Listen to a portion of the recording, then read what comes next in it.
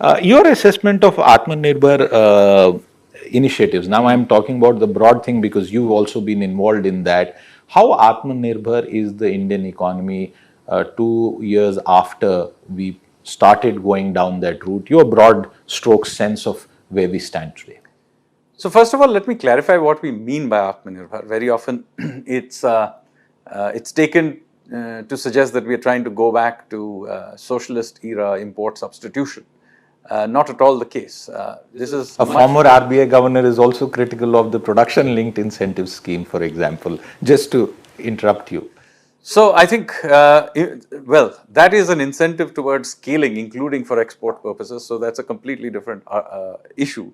But let me talk about Atmanirbharta. And the key thing to understand about Atmanirbharta is about resilience and clustering effects. In other words, leveraging our domestic strengths, whether it's our market or our engineering or natural resources, whatever may be the case, in order to have a minimum clustering of activity where either our competitiveness is something that can be enhanced or the resilience of our economy can be enhanced. So, for example, critical inputs into our pharmaceuticals industry, they can't be totally reliant on single source foreign supplier.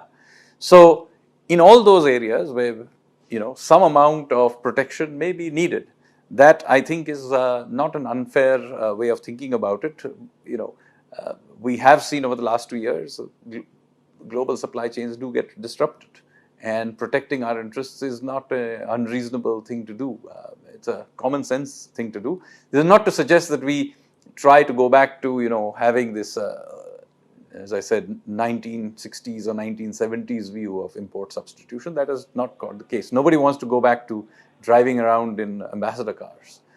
But protecting our interests systematically is something we will do. And this we will do even when we are entering into foreign trade pacts. For example, we did not enter into the RCEP because we judged that it wasn't in our interest. This doesn't mean that we are against foreign trade pacts.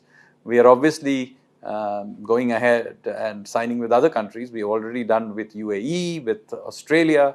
We are in serious discussions with the UK, which hopefully will get done before the end of this year, and so on. So this is a very different approach. Now, talking about the PLI scheme, well, the PLI scheme is certainly a different kind of innovation given our history.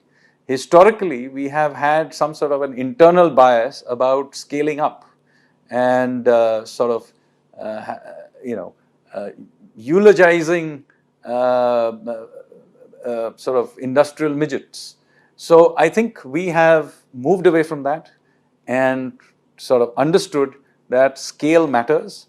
Our domestic market allows us to create scale. This is good for employment, but it is also good for global competitiveness. I mean, at the end, if you want to compete in the world and be able to deliver in scale, then you need scale. That is basically what the PLI scheme is. It's a one-time sort of incentive to allow Indian industry to reach international global scales. And some industries have been selected for doing that. Is it a use of industrial policy? Yes, it is. Is it a return to socialist era import substitution? Absolutely not. Why is Raghuram Rajan critical of the PLI then? Well, you should ask him.